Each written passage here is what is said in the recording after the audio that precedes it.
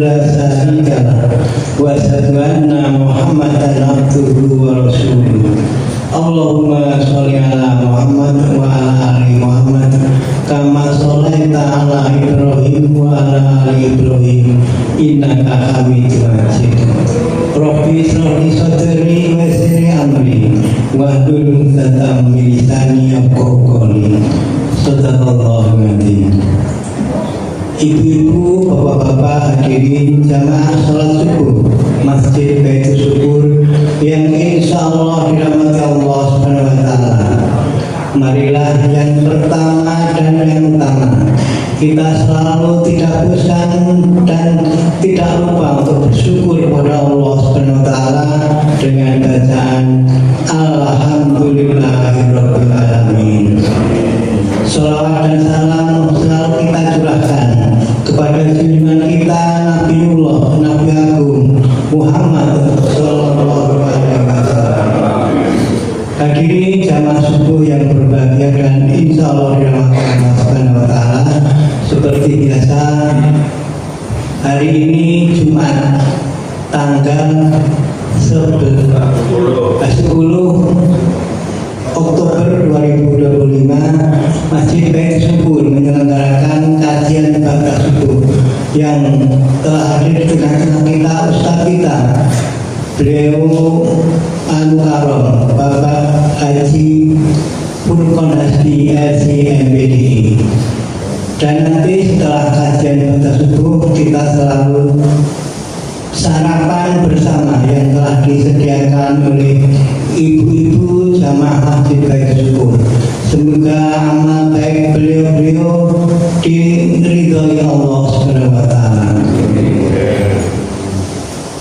Jamaah Masjid Baitul Syukur yang berbahagia dan dirahmati Allah Subhanahu wa Ta'ala, untuk menyingkat waktu, marilah kajian bakat subuh pada pagi hari ini kita awali bersama dengan bacaan basmalah. Bismillahirrahmanirrahim. Kepada beliau Ustaz Furqon Hasbi kami bersiap. Assalamualaikum warahmatullahi wabarakatuh.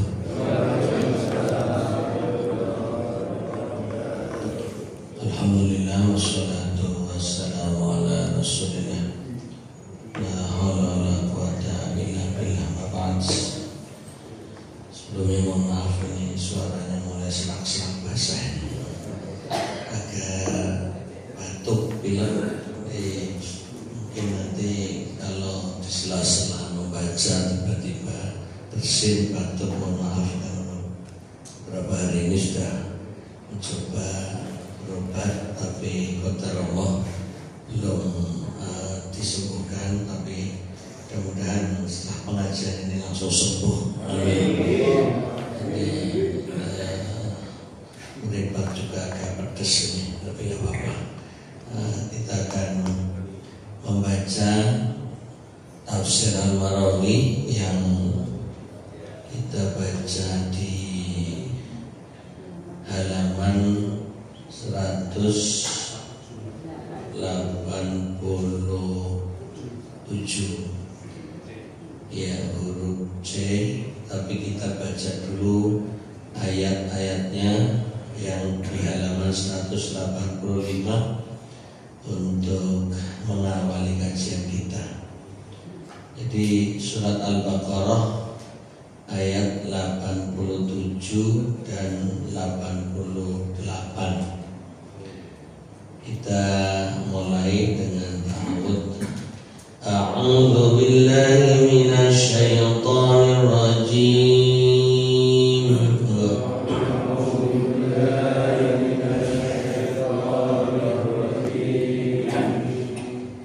Wa laqad atayna Musal kitab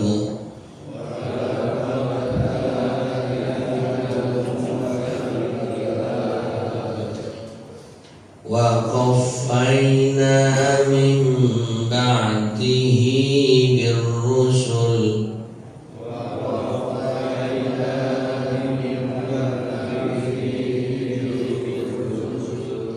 wa atayna Isa ibn مريم البينات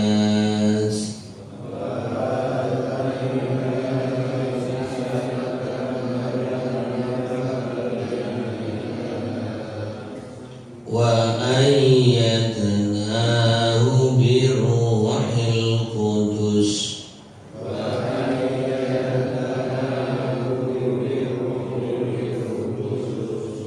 أفكلما جاءكم رسول بما لا تهوى أنفسكم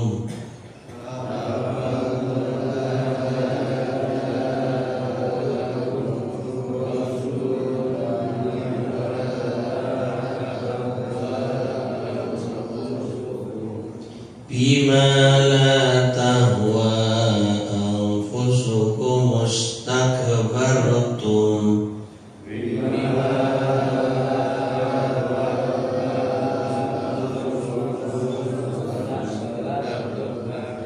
ففريقا كذبتم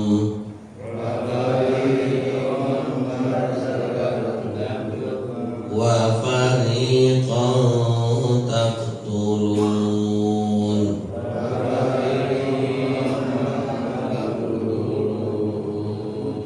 وقالوا قلوبنا غلف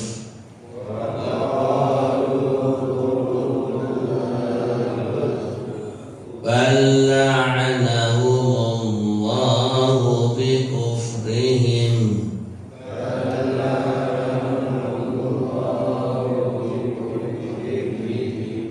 فقليلا ما يؤمنون.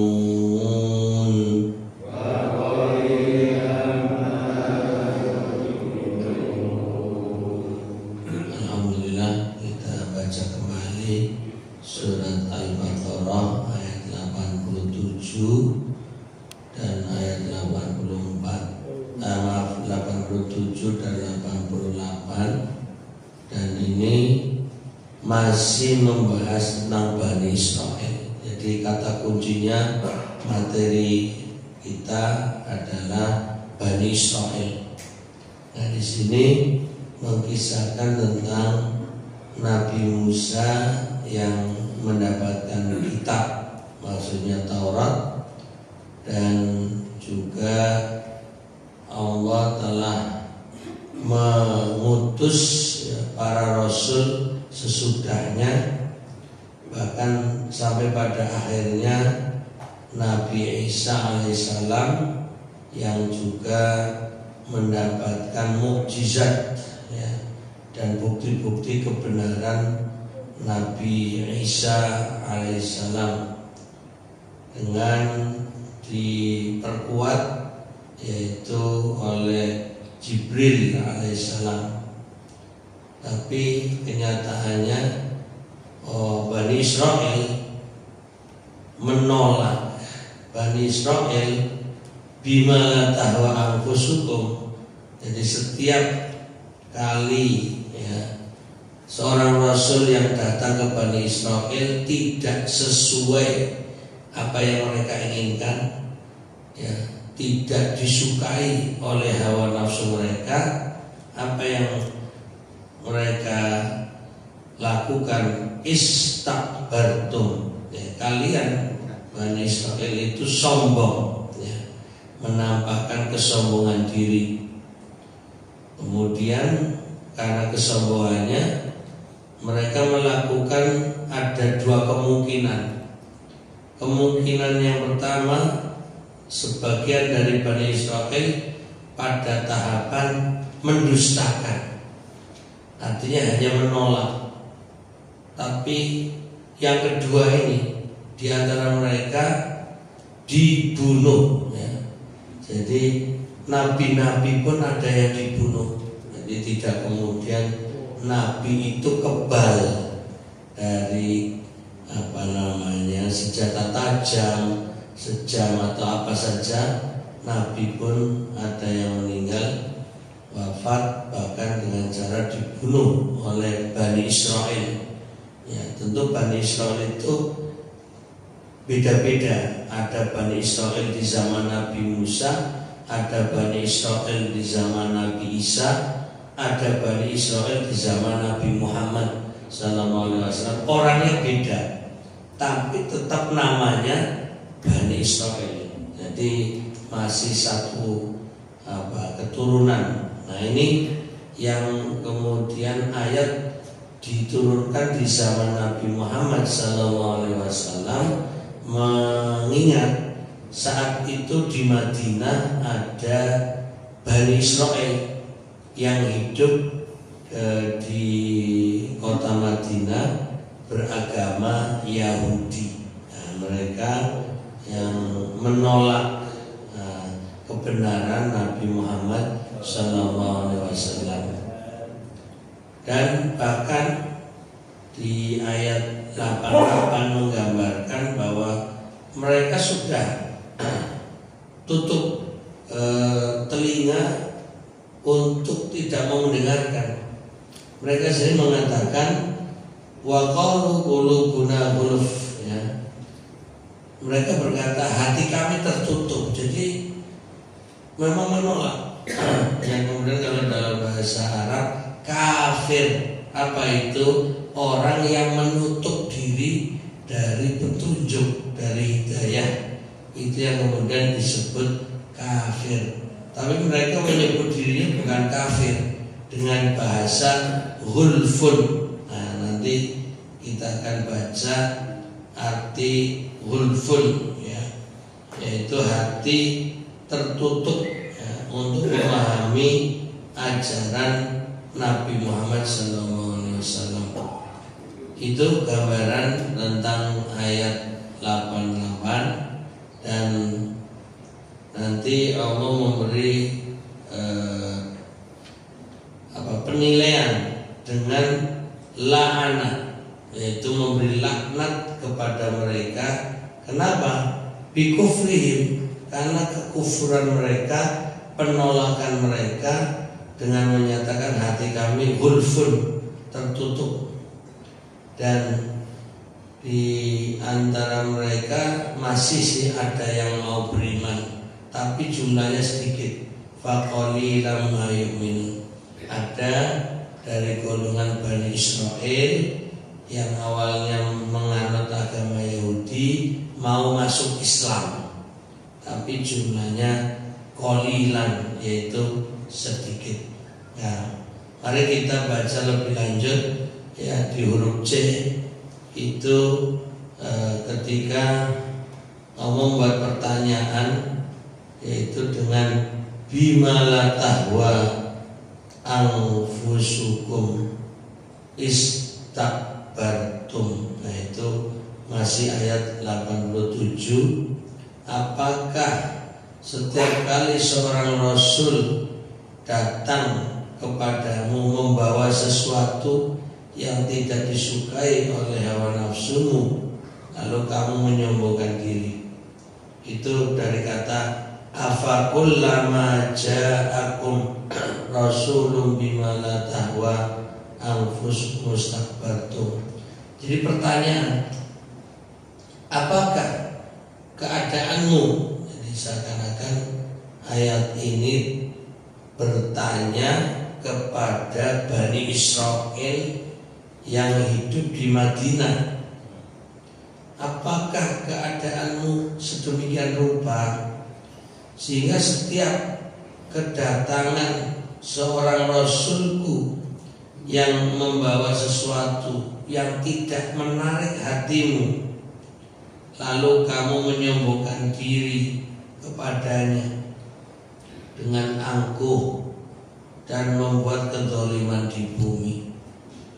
Jadi Bani Israel dari sebelum kedatangan Nabi Muhammad SAW juga sudah memberi penolakan. Jadi bukan hanya Nabi Muhammad yang ditolak oleh Bani Israel, Nabi Isa itu sebelumnya, kira-kira ya 600 tahun sebelum Nabi Muhammad SAW itu ditolak, dikejar-kejar, padahal sudah membawa banyak mukjizat. Ya, banyak mukjizat. Hanya saja Nabi Isa diselamatkan Allah dengan diangkat ke langit. Tapi saudaranya yaitu Yahya, apa yang terjadi? Tertangkap dan dibunuh. Kemudian juga pernahnya apa ya, kalau Yahya ini seumuran Nabi Isa, kalau Zakaria itu ibaratnya juga masih keluarga, karena yang merawat Bunda Maryam itu Zakaria, itu juga dibunuh. Jadi orang-orang yang baik itu pun dibunuh oleh Bani Israil. Walaupun pelakunya itu beda-beda. Yang membunuh Zakaria kelompok, seorang kelompok atau seseorang. Yang membunuh Yahya ya seseorang. Yang mengejar-ngejar Nabi Isa juga mereka orang yang lain. Tapi mereka semuanya adalah Bani Israil. Ya, bahkan dari zaman Nabi Musa jauh sebelumnya itu juga ada orang yang ngeyelun ya, jadi pokoknya mereka masih satu garis keturunan, walaupun kasusnya beda, nabinya beda, yang menentang dan menolak itu beda, tapi dijadikan ini Bani Israil sifatnya sama saja. Jadi ketika ini agak mundur dikit sebelum baca buku, bahwa Nabi Musa berusaha membantu Bani Israil. Jadi Nabi Musa ini dari Bani Israil. Adapun Fir'aun itu dari kaum Kipti. Jadi beda marga, beda kalau suku, beda suku. Jadi Fir'aun itu penduduk asli Mesir, sementara Bani Israil pendatang yang tinggal di Mesir sejak zaman Nabi Yusuf. Nah, itu mereka turun-temurun tinggal di Mesir sampailah di zaman Nabi Musa alaihissalam. Bagi Fir'aun, pendatang-pendatang ini harus disingkirkan. Ya, ibaratnya hanya mengganggu ketenangan dan ketentraman. Mereka dibunuh, diusir dan lain sebagainya. Yang kemudian Nabi Musa ingin mengajak mereka meninggalkan Mesir karena memang sudah diusir, tapi mengajak menuju ke tepi pantai. Nah, kan tujuan Nabi Musa itu baik untuk menyelamatkan mereka, tapi ya itu sampai di pantai mereka bilang ini Musa edan, maksud kita mau lari ke laut dulu. Nah, belum tahu kalau kemudian nanti ada mukjizat laut bisa dibelah. Tapi sikap Bani Israil itu memang orangnya kurang ajar. Ada Nabi Musa majnun, edan, sahir, penyihir. Jadi ketika sudah diselesaikan dengan mukjizat yaitu terbelahnya laut, komentar juga ternyata Musa penyihir. Ada kurang ajar loh. Sebelum terbukanya jalan, mereka menganggap Nabi Musa adalah majnun, dasar edan. Oh, kita kok menepi ke pantai. Nah, mau pakai apa? Sampan ataupun perahu tidak ada. Sebenarnya dari belakang dikejar-kejar Fir'aun. Nah, dianggap nggak masuk akal ini Nabi Musa. Artinya gambaran, walaupun mereka beriman, walaupun mereka mengikuti Nabi Musa, tapi sifat jeleknya itu muncul gitu.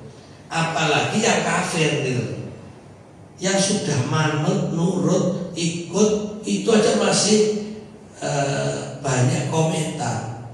Ya lucu lagi ketika ya sudah kita mendapatkan solusi melewati jalan tol jadi-jadian. Wah, ini Musa ternyata penyihir, akan kurang ajar lagi. Jadi itu gambaran dari Nabi Musa, Bani Israel itu ya ngeyel. Di zaman Nabi Isa mereka melakukan perbuatan-perbuatan keji seperti pembunuhan, bahkan termasuk Nabi Isa dalam rangka dikejar untuk dibunuh. Dan antara Nabi Isa sampai Nabi Muhammad itu cukup jauh, cukup lama. Karena tidak ada kenabian, mereka Bani Israel itu tinggal di berbagai tempat, termasuk di Medina, karena ada berita nubuah. Ya, informasi dalam kitab mereka akan datang seorang nabi terakhir yang berada di wilayah banyak kebun kurma. Nah, akhirnya mereka berharap nanti anak keturunan mereka lah yang akan muncul seorang nabi utusan Allah, sehingga mereka mencari lokasi yang bisa untuk berkebun kurma. Maka mencarinya pertama yang banyak sumber airnya. Nah, di Medina ada 4 tempat sumber mata air. Nah, salah satunya itu ada di Quraidah. Nah, yang kemudian mereka di situ menanam, bercocok tanam kebun kurma. Nah, ini yang kemudian menjadi Bani Israel yang berharap ada nabinya. Di Medina ada 4 kelompok. Nah, singkatnya, tapi mereka ketika muncul Nabi Muhammad, mereka tidak mau mengakui. Ya, dianggap ini bukan dari Bani Israel. Ya, namanya orang ngeyel, jangankan bukan dari Bani Israel, seandainya itu dari Bani Israel, mereka juga belum tentu menerima. Nabi Isa dari Bani Israel, Nabi Yahya dari Bani Israel, Nabi Zakaria dari Nabi Israel. Mereka semuanya dikejar-kejar, kemudian ditangkap. Nabi Zakaria dibunuh, Nabi Yahya dibunuh. Nah, terus maunya apa kan ini? Nah, ini untuk menggambarkan mau dibilang Bani Israel ini sifatnya ya sombong lah. Mereka itu sombong. Kalau tidak sesuai hati atau hawa nafsu mereka, mereka membunuh ya. Mereka pertama sombong dulu, lalu membunuhnya, dan mereka tentu menolak dan membunuhnya. Baik, selanjutnya penjelasan di huruf C ini, huruf D sekarang. Dan sebagiannya kamu dustakan, dan sebagian lagi kamu bunuh. Jadi Bani Israel ya, ada sebagian rasul-rasul Allah kamu dustakan, kamu Bani Israel mendustakan, seperti Nabi Isa alaihissalam ya, padahal Nabi Isa dari Bani Israel, dan Nabi Muhammad sallallahu alaihi wasallam.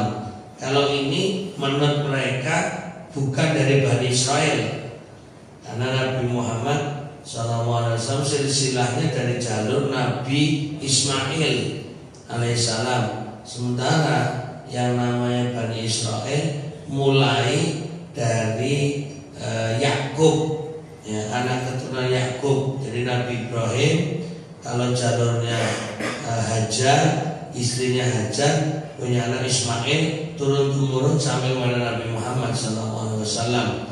Nabi Ibrahim dari istrinya Sarah punya anak Ishak, dan Ishak punya anak Yakub. Nah, Yakub inilah yang disebut Israel.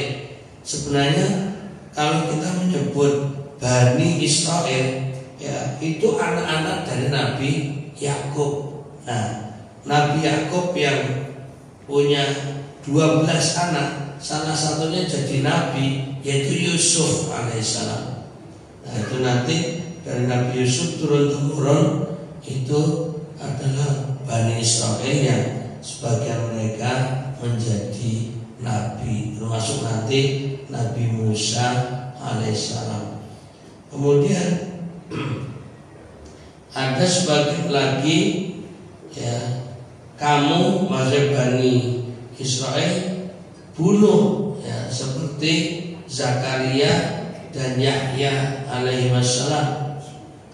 Karena itu tidaklah heran kalau kamu Bani Israel tidak mau percaya kepada seruan dan dakwah Nabi Muhammad SAW, sebab menentang dan ingkar itu sebagian dari karakter dan temperamenmu.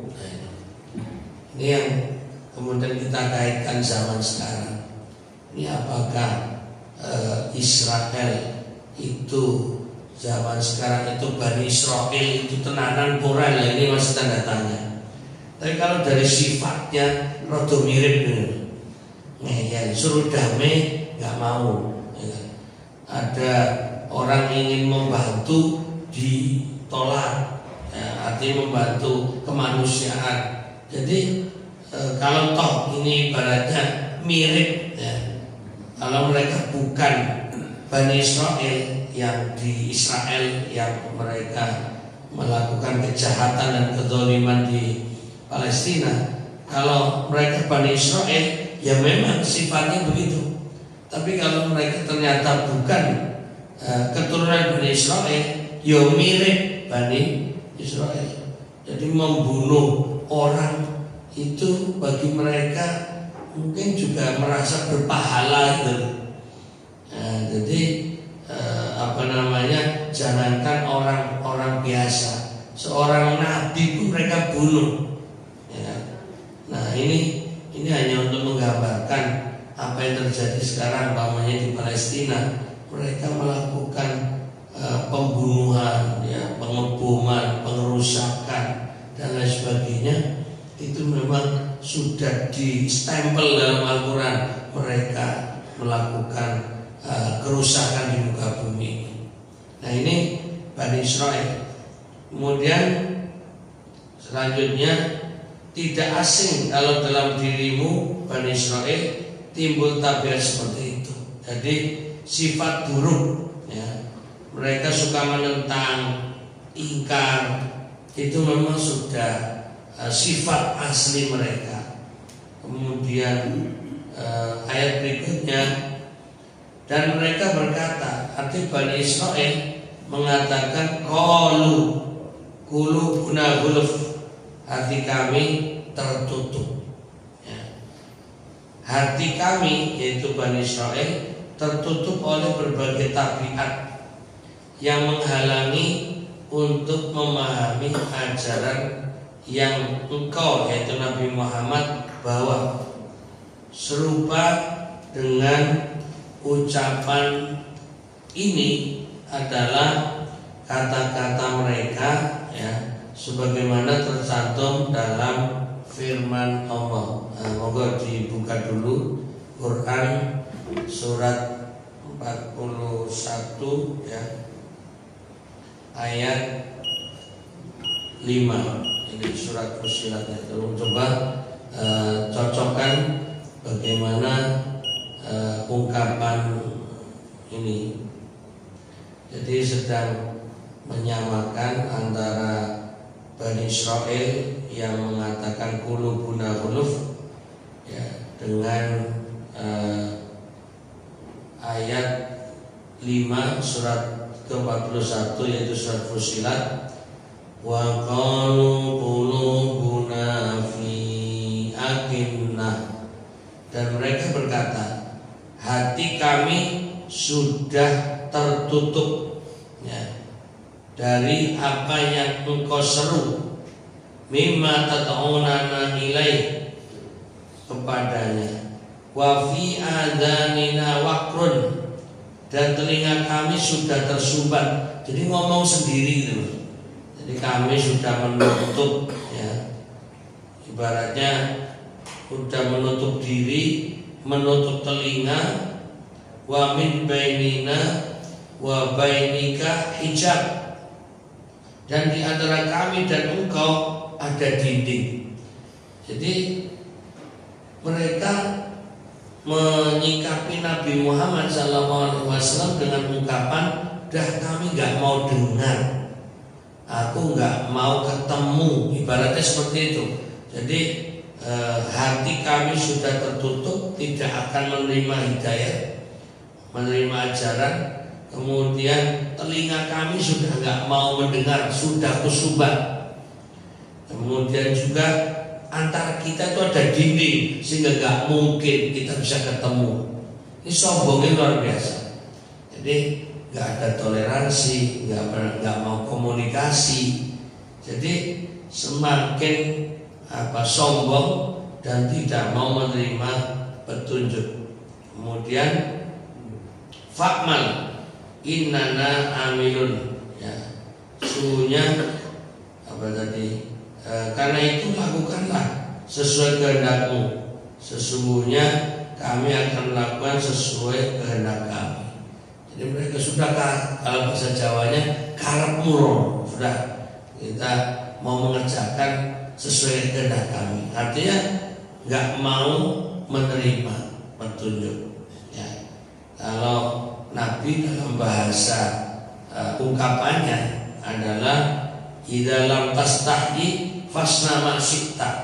Sudah, kalau kamu tidak punya rasa malu, yani ibaratnya tidak punya rasa malu kepada Allah, tidak merasa bahwa hidup ini adalah anugerah dari Allah, tidak mau bersyukur ya dengan nikmat-nikmat yang Allah berikan, dan juga tidak mau bersyukur dengan menerima hidayah, ya fasfa'mal masita, maka fasna masita, maka lakukan terserah kamu. Jadi ibaratnya kalau kita sambungkan, sama-sama karepmu kan gitu, sama-sama karepmu kan. Kalau ini kita ungkapkan dengan apa yang Bani Israil Yahudi katakan, Nabi juga pernah mengungkapkan semacam itu kalau menghadapi orang yang ya sudah tidak punya rasa malu, tidak mau bersyukur, mereka hanya sombong dan sebagainya. Nah ini ayat 5 dari surat Fussilat semakna dengan ungkapan qulubuna ghulf, ya, hati kami tertutup. Selanjutnya yang mengucapkan perkataan ini adalah orang Yahudi di masa turunnya Al-Quran. Jadi walaupun Bani Israil ya, itu panjang zamannya, makanya yang dimaksud Bani Israil dalam ayat ini adalah orang yang hidup sezaman dengan Nabi Muhammad SAW. Sehingga seakan ayat ini turun untuk mengajak dialog dengan mereka.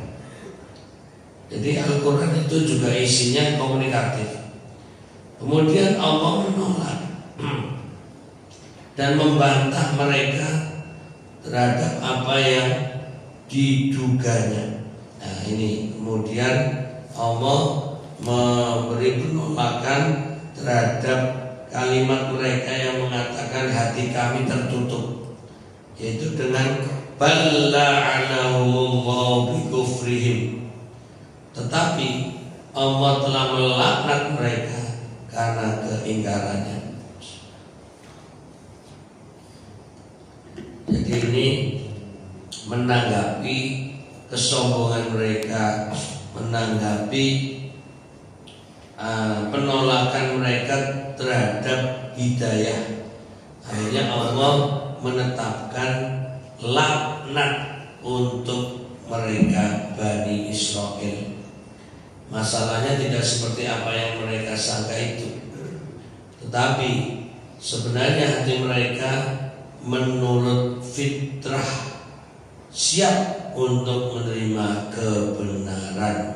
Nah ini juga perlu menjadi catatan bahwa siapapun, mau itu anak keturunan Bani Israil yang menjadi Yahudi atau dari Bani Israil yang kemudian menjadi Nasrani, atau siapapun yang bukan dari Bani Israel, ya, siapapun manusianya, itu pada hakikatnya lahir dalam keadaan fitrah, suci, ya, bahwa seorang balita atau bayi lahir yuladu alal fitrah, dilahirkan dalam keadaan suci, tidak ada pengaruh apapun.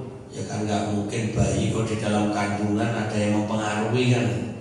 Dan mereka bayi-bayi itu belum punya akal yang sempurna, ya, telinga yang belum bisa mendengar dengan baik. Ya nggak mungkin mereka sudah dipengaruhi oleh pengaruh lingkungan. Makanya setiap bayi yang lahir yuladu alal fitrah. Nah, tinggal bagaimana setelah lahir dipengaruhi oleh lingkungan. Kalau lahir di kalangan Yahudi akan diyahudikan oleh bapak ibunya. Kalau dia lahir di kalangan Nasrani akan dinasranikan oleh bapak ibunya. Jadi tergantung. Kalau lahir di lingkungan Majusi maka akan dimajusikan oleh bapak ibunya. Jadi Nabi sudah memberi penjelasan itu. Artinya mereka itu berubah dari fitrah itu karena lingkungan. Maka lingkungan sangat berpengaruh terhadap perubahan, ya, sikap anak-anak yang lahir. Maka kalau anak kita, ya, lahir di lingkungan pendidikan yang baik, maka anak itu akan menjadi anak yang baik sesuai dengan ajaran yang kita sampaikan sebagai orang tua. Tapi kalau ada anak tinggal di lingkungan keluarga yang tidak agamis, apalagi Islami, mereka dalam berkata pun tidak punya sopan santun, tidak punya unggah-ungguh, gak punya toto kromo, gak punya adab, apalagi adab Islami. Lingkungannya tidak pernah mengajarkan untuk baca Quran, lingkungannya tidak mengajarkan untuk sholat, apalagi sholat jamaah, ya, lingkungannya tidak pernah mengajak untuk ngaji. Maka jangan berharap anak itu akan menjadi anak yang soleh. Jadi bukan hanya berdoa mudah-mudahan mendapatkan anak dan cucu yang soleh dan solehah, tapi lingkungan tidak membentuk. Lingkungan membiarkan hidup tanpa arahan. Jadi sebenarnya anak itu soleh dan solehah tergantung lingkungan. Nah, yang sudah berusaha membentuk anak cucu menjadi soleh dan solehah itu pun belum tentu berhasil. Apalagi orang tua yang tidak memberi pengarahan atau memberi pengarahan yang tidak Islami. Jangan salahkan anak, tapi salahkan dirimu sendiri. Ini dalam rangka menggambarkan tadi Bani Israel, ya, kemudian juga gambaran bahwa hakikatnya mereka itu hati nuraninya secara fitrah mau menerima kebenaran, tapi kesombongan mereka yang mengalahkan fitrahnya mereka. Jadi ini mengulang tadi dalam rangka mengambil hikmah, ya, walaupun ini yang dibahas Bani Israel, tapi ini juga berlaku bagi kita. Jadi kita jangan sampai menutup hati untuk menerima kebenaran. Ya, ini ya sedikit menjurus, umpamanya dalam Al-Quran mengajarkan anak-anak perempuan itu tutup aurat, laki-laki juga tutup aurat, tapi perempuan itu lebih luas atau lebih banyak yang harus ditutup. Ya, ini hanya contoh saja. Dari rambut sampai kaki itu harusnya ditutup kecuali wajah dan telapak tangan. Itu aturan resminya. Tapi kemudian orang tua tidak memberi pengarahan, anaknya diberi jilbab, tidak dikerudungi, dibiarkan wis ben mikir dhewe, toh nanti dewasa sadar sendiri. Kalau kemudian sampai dewasa tidak sadar, tidak berjilbab, dosanya berarti dari ayah ibunya. Karena bapak ibunya tidak memberi pengarahan dari sejak kecil untuk berjilbab, tapi hanya mengatakan itu pilihan dia. Ya sudah, itu kayak Bani Israel ngeyel. Nah ini makanya mohon kita semuanya merenungkan diri. Itu baru satu masalah. Anak kita yang tidak sholat, anak kita, cucu kita yang tidak berjamaah, anak kita yang tidak mau ngaji, dan seterusnya. Itu bukan hanya salah mereka, tapi kitalah yang sebenarnya memulai kesalahan-kesalahan itu. Jadi jangan membiarkan mereka dengan alasan ini sudah zaman modern, mereka nanti juga bisa belajar sendiri, bisa membaca sendiri, bisa mengambil keputusan sendiri. Lalu kita berharap, ya Allah, mudah-mudahan anak cucu saya menjadi anak yang soleh dan soleha. Amin. Tapi gak berbuat apa-apa, jangan berharap. Kalau toh itu ada, itu hidayah murni dari Allah. Jadi kembali, lingkungan itu sangat mempengaruhi. Kembali dia ya di penjelasan di sini, dan ya fitrah siap untuk menerima kebenaran. Akan tetapi Allah menjauhkan mereka dari rahmatnya. Jadi hakikatnya kalau mereka tidak sombong akan mendapatkan rahmat berupa hidayah. Rahmat itu artinya kasih sayang Allah, ya. Maka kalau mereka sendiri yang tidak mau membuka hati, mereka sendiri yang tidak mau menerima kebenaran, maka Allah akan menjauhkan kebaikan demi kebaikan, kasih sayang Allah. Jadi mengukur kasih sayang Allah bukan hanya melihat dari harta, tapi melihat bagaimana sikap dan karakter orang itu, dan juga melihat sejauh mana dia menerima kebenaran itu. Ya syukur-syukur secara ekonomi mapan, secara hidayah dia mendapatkan petunjuk yang benar dan lurus. Tapi untuk mengukur ini dapat rahmat Allah, itu adalah dari sisi bahwa dia mau taat kepada Allah, mau mengikuti aturan Rasulullah SAW. Nah, ini adalah anak-anak yang dapat rahmat, orang tua yang mendapat rahmat, kasih sayang Allah. Jadi Bani Israel ini dijauhkan rahmatnya disebabkan keingkaran kepada para nabi-nabi dahulu dengan kitab-kitab Allah yang tidak mereka amalkan isinya. Sekali lagi, bahwa ayat ini pada prinsipnya bicara tentang Bani Israel, tapi bukan berarti tidak ada hubungan dengan kita. Jadi seakan-akan ayat ini juga mengingatkan kita, Bani Israel yang Yahudi punya Taurat, Bani Israel yang Nasrani punya Injil. Nah, apakah mereka membacanya? Apakah mereka memahaminya? Apakah mereka mau mengamalkannya?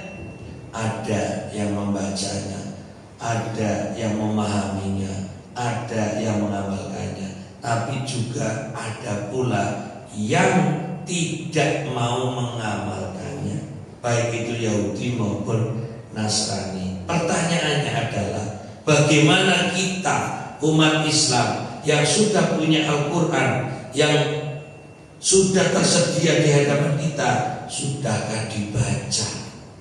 Sudahkah dipahami? Ya, mudah-mudahan kita termasuk orang yang sedang membaca Quran dan memahaminya. Allahumma amin. Dan yang berikutnya adalah, sudahkah mengamalkannya? Nah, ini yang penting. Mudah-mudahan apa yang kita baca dari Al-Quran, apa yang kita pahami dari isi Al-Quran, kita yang diperintahkan kita melaksanakan, dan yang dilarang kita tinggalkan. Itu namanya mengamalkan. Mudah-mudahan kita amilun Al-Quran, orang-orang yang mengamalkan isi Al-Quran. Allahumma amin. Selanjutnya, mereka merubahnya lantaran mengikuti hawa nafsunya. Nah ini Bani Israel. Ya kalau kita alhamdulillah Al-Quran terjaga, tidak dirubah, karena Allah sudah menjamin inna lahafidun. Ya, sungguhnya kami Allah benar-benar menjaga Al-Quran. Disebut kata laknat, ini tafsir arti daripada laknat. Bal la'anahumullah, bahkan Allah melaknat mereka, yaitu beserta ilatnya. Ilat itu artinya alasannya, ya, penyebabnya, sejalan dengan sunnah Allah atau sunnatullah dalam kaitan dan suatu penjelasan bahwa Allah tidak sedikit pun menganiaya mereka dalam perkataan ini. Jadi biar jangan salah paham, ketika Allah melaknat Bani Israel bukan berarti Allah zalim kepada mereka. Jadi di sini ingin menegaskan bukan kezaliman, karena Allah mengharamkan kezaliman pada dirinya terhadap hambanya, siapapun hambanya itu.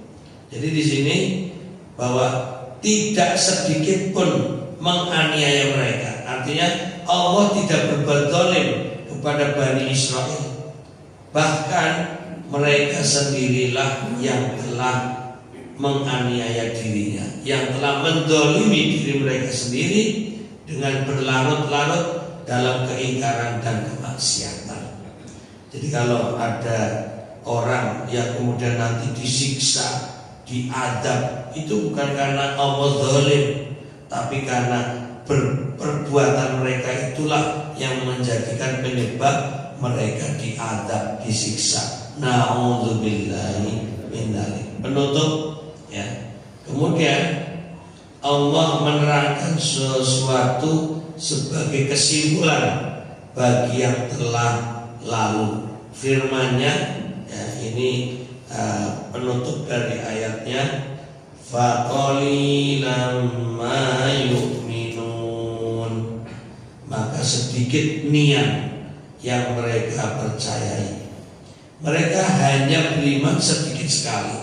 Artinya Bani Israel ada yang mau beriman, yaitu mereka percaya kepada sebagian kitab Taurat dan merubah sebagian yang lain, atau tidak mengamalkannya. Yang mereka percayai hanyalah tinggal di bibir. Nah ini, tetapi didustakan oleh perbuatannya. Ini untuk menggambarkan Bani Israel terhadap kitab Taurat. Mereka, ya, mengimani sebagian, tapi mereka meninggalkan, ya, sebagian, bahkan mendustakan. Ini jangan sampai terjadi pada kita sebagai umat Islam terhadap Al-Quran. Mari kita baca Al-Quran, mari kita imani totalitas 100% apapun yang ada dalam Al-Quran. Mudah-mudahan kita orang-orang yang iman kepada Al-Quran. Allahumma amin. Sebab tidak ada potensi dalam hatinya untuk beriman yang merupakan penggerak kemauannya. Yang menggerakkan hanyalah nafsu dan syahwat, dan yang memalingkannya adalah kelezatan, yaitu kehidupan dunia. Dan penutup di sini boleh juga ayat ini diartikan seperti kata Ibnu Jarir. Ini seorang penulis tafsir, Ibnu Jarir, ya, tafsir Tobari, bahwa kaum Yahudi yang beriman kepada Nabi Muhammad SAW dan ajarannya sedikit sekali. Jadi tidak seluruh bangsa Yahudi melanggar perjanjian. Sebagian besar saja yang telah terbenam dalam perbuatan durhaka ini, dan segolongan kecil saja yang selamat. Ya, itulah orang-orang Bani Israel. Sekali lagi, mudah-mudahan kita termasuk yang selamat fid dunya wal akhirah. Rabbana atina fid dunya hasanah wa fil akhirati hasanah wa qina adzabannar. Allahumma amin. Kita akhiri dengan kafaratul majlis. Subhanakallahumma wa bihamdika asyhadu an la ilaha illa anta astaghfiruka wa atubu ilaik. Assalamualaikum warahmatullahi wabarakatuh.